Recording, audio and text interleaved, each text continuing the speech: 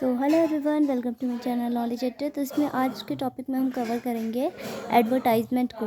तो ये एक चीज़ तो हमें क्लियर है कि एडवर्टाइजमेंट जो है एक टाइप की नहीं होती है, कई तरह की होती है। जैसे कि मैट्रिमोनियल भी होती है, लॉस्ट फाउंड का भी सिचुएशन दे दिया जाता है और सिचुएशन के ऊपर भी डिपेंड करता है, ठीक है।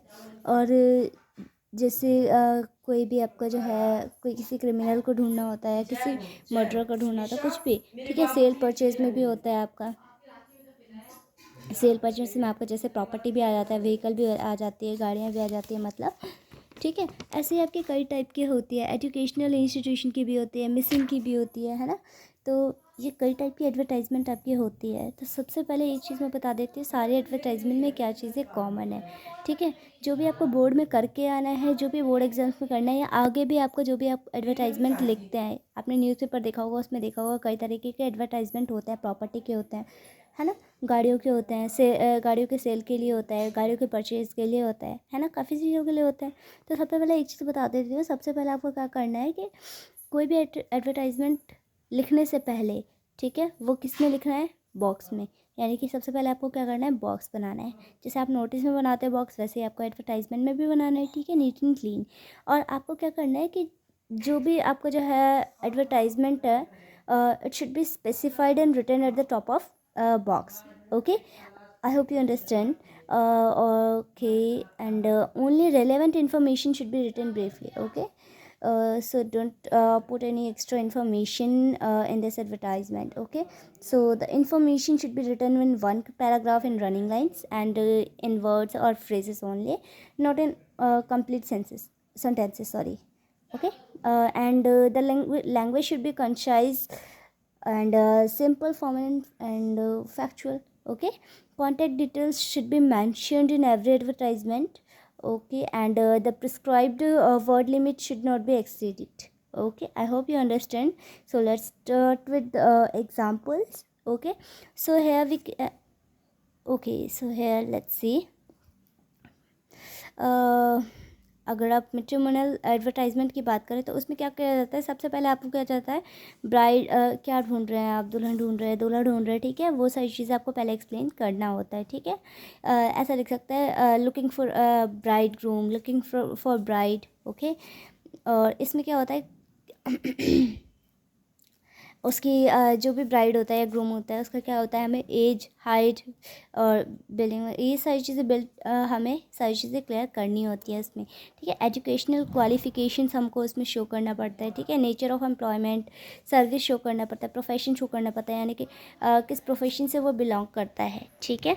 यानी कि क्या वो काम कर रहा है, सो दैट ही उसकी फैमिली जो है वो आगे जाके कोई दिक्कत उनको ना आए, ठीक है। इनकम जो है वो क्लियर करना होता है कि यानी कि जो भी हमारा ग्रूम है या जो भी हमारी ब्राइड है, वो उसकी इनकम कितनी है, ठीक है। अगर कोई इनकम नहीं है तो कोई इनकम हमें शो नहीं करनी है। अगर वो स्टूडेंट है तो स्टूडेंट आपको स्टूडेंट आपको जो है वो लिखना है, ठीक है।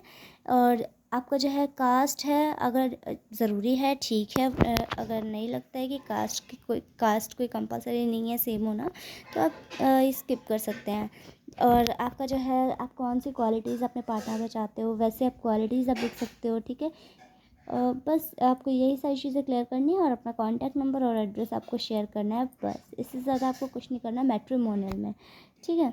ये चीज़ें तो हो गई हमारी मैट्रिमोनियल एडवर्टाइजमेंट की। सो दैट कि जिस लाइक सपोज़ आपने एक बॉक्स क्रिएट किया, ठीक है, उसने क्या किया, लुकिंग फॉर ब्राइड, ठीक है, और लुकिंग फॉर ग्रूम, ठीक है। तो ऐसा करके आपकी पहले लाइन लिख देंगे। फिर उसके बाद क्या करेंगे, उसके बाद एक लाइन छोड़ के आप क्या करेंगे, उसकी एज लिख देंगे, और यानी कि उसकी डेट ऑफ बर्थ, या डायरेक्ट आप एज भी लिख सकते हैं, बट डेट ऑफ बर्थ लिखेंगे तो ज़्यादा बेटर रहेगा। उसकी हाइट आपको क्लियर करना है, फीट में कर दो, इंचज़ में कर दो, सेंटीमीटर में कर दो, किसी में भी कर दो, उसमें कोई दिक्कत नहीं है, ठीक है। उसकी एजुकेशन क्वालिफिकेशंस आपको शो करनी है, कहाँ तक वो पर्सन पढ़ा है या पढ़ी है, ठीक है। और आपका क्या करना है, अपना नेचर ऑफ एम्प्लॉयमेंट शो करना है। आप कोई काम कर रहे हैं या नहीं कर रहे हैं, या स्टूडेंट हैं या कुछ भी है, अपना इनकम आपको शो करना है, बताना है उसमें, ठीक है। और कास्ट अगर आपको लगता है, वो मैंने बता दिया, जिस टाइप में मैंने ये पॉइंट्स में बताए हैं ना, वैसे ही आपको सारी चीज़ें क्लियर करनी है एग्ज़ाम में आपको, ठीक है। उसमें कोई इशू नहीं है कि नहीं हो पाएगा तो कोई दिक्कत नहीं है, हम एक एग्ज़ाम्पल करके भी देख लेंगे, उसमें कोई इशू नहीं है। और अगला क्या करना है, जो भी क्वालिटीज़ आपको चाहिए अपने पार्टनर में वो सारी चीज़ें आपको एक्सप्लेन करनी है। ट्राई कीजिए कि बहुत ज़्यादा लाइंस में एक्सप्लेन ना करके 1-2 लाइंस में आप एक्सप्लेन करने का ट्राई कीजिए, ठीक है। अब जैसे कि आपके नेक्स्ट देखते हैं हम लॉस्ट और फाउंड में देख लेते हैं। जैसे आपका जो है कोई भी चीज़ आपको खो गया है, ठीक है।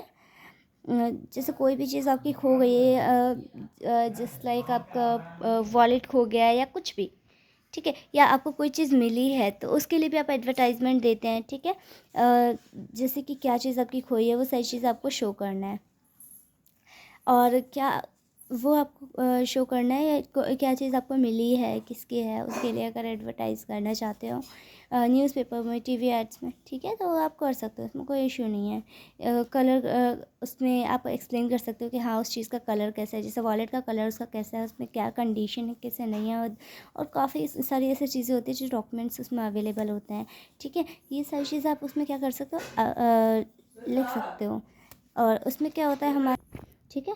तो अब इसमें क्या होता है, नेक्स्ट पॉइंट हम क्या लिख सकते हैं, देखो बेटा लॉस्ट और फाउंड का कंडीशन है, तो इसमें क्या करेंगे हम, कब मिला है, कहाँ मिला है, ठीक है, ये कब खोया है, कहाँ खोया है, आप ऐसे करके लिखवा सकते हो। और आप जैसे मान लीजिए किसी को वो चीज़ मिली है, ठीक है, कोई चीज़ खोई हुई है वो किसी और को मिली है, उसके लिए आप कोई ना कोई रिवार्ड तो दोगे ही, है ना। अगर रिवार्ड देना चाहते हो तो ठीक है, वो आप ऑप्शन दे सकते हो कि हाँ हम जो भी हमें जो आपका वॉलेट है वो अगर देता है, जिसको भी मिलता है अगर वो रिटर्न करता है तो आप उसको ये रिवॉर्ड देंगे, ठीक है।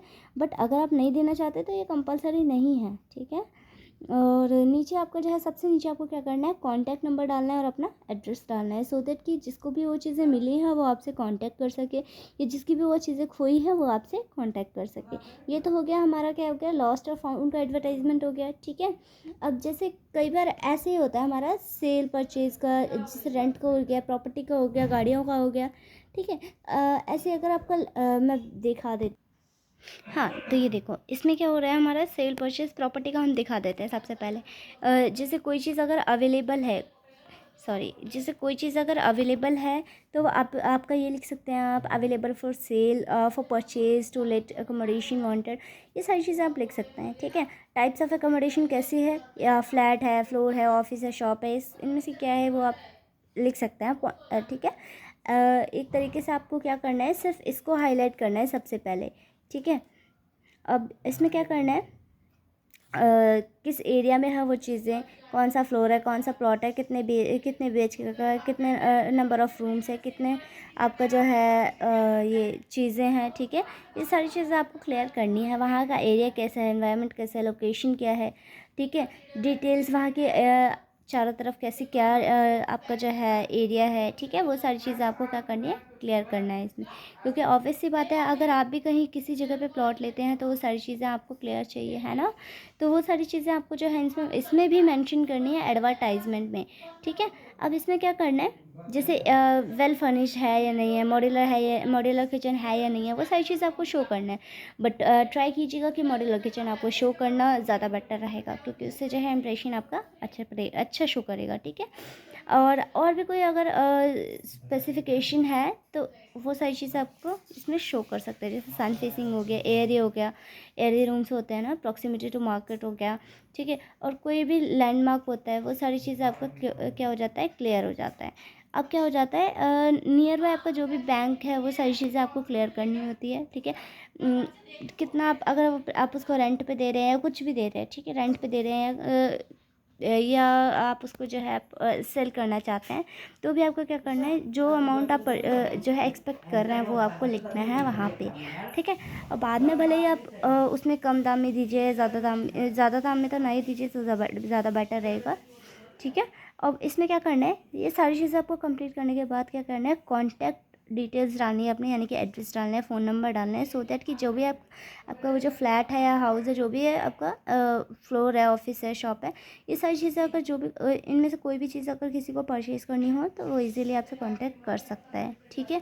बाकी सब कुछ सेम है आपका, बस आपका जो है थोड़ा बहुत जो है कंटेंट चेंज हो जाता है, बस बाकी सारे आपका जो है ये सारी चीज़ें सेम रहती है। जैसे व्हीकल का देख लो, इसमें क्या होता है, गाड़ी का, किसी भी गाड़ी का जो है आपका मॉडल बताया जाता है, ठीक है। एग्जाम्पल के लिए देख लो सेंट्रो एक्सपी देख लो, ठीक है। कब का मैन्युफैक्चराइजेशन है, सॉरी कब का मैन्युफैक्चरेशन है, ठीक है, कलर क्या है, कंडीशन क्या है गाड़ी की, और कितना माइलेज देती है, ठीक है, कि कितना माइलेज दे चुकी है अब तक, ठीक है, कौन कौन सी एक्सेसरीज आपने लगवाई है या लगी हुई हैं, ठीक है, कॉन्टैक्ट नंबर देना है उसका बाद आपको, और एड्रेस देना है। जैसे आपको कोई भी गाड़ी सेल करनी है या परचेज़ करनी है तो उस चीज़ों के लिए आपको करना होता है, ठीक है। कॉन्टैक्ट नंबर तो आपको पता ही है कि अगर किसी को भी लेनी होगी आपको या किसी को भी आपको जो है कुछ भी चीज़ अगर इसमें करना होगा तो वो क्या होगा, इसमें कवर कर लेगा।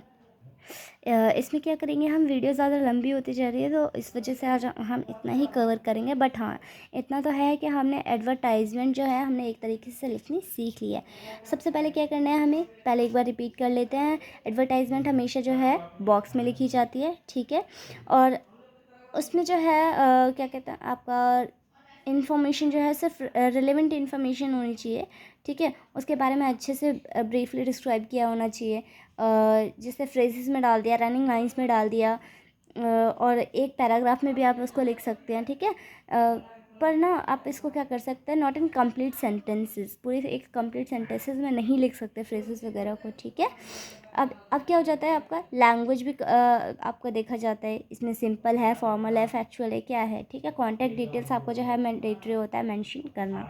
अगर इनमें से कोई भी चीज़ आपकी होती है तो आपको कॉन्टैक्ट डिटेल्स मेंशन करना आपका होता है। अब क्या होता है, वर्ड लिमिट भी इसमें प्रिस्क्राइब की जाती है। जैसे मान लीजिए अगर आपको वर्ड लिमिट दे रखा है 50 वर्ड्स पर मिनट, सॉरी 50 वर्ड्स अगर आपको दे रखा है, 50 वर्ड्स से ज़्यादा आपको नहीं लिखना होता है, ठीक है, इससे ज़्यादा एक सीट आपको नहीं करना है बस। तो वीडियो अच्छी लगी हो तो लाइक शेयर सब्सक्राइब करें। Thank you.